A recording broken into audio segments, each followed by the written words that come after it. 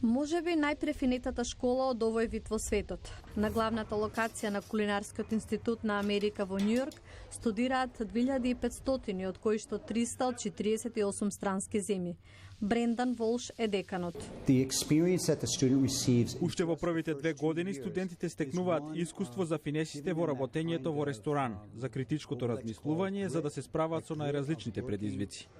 Тука се предаваат разноразни кулинарски дисциплини. Во ова лабораторија се учи како состојките ја менуваат храната. Хаја Иман од Пакистан е длабоко навлезена во тоа. Која е функцијата на состојката, зошто ја користиме, која е целта, што прави состојката за храната, дава ли вкус, содржина, боја? Иман планира да отвори ресторан во Карачи. Незината колешка Реджина Ардура од Мексико има поинаков план. Би сакала да работам во кујна, каде што се тестираат јадењата, или пак во винарија, да правам нови вина.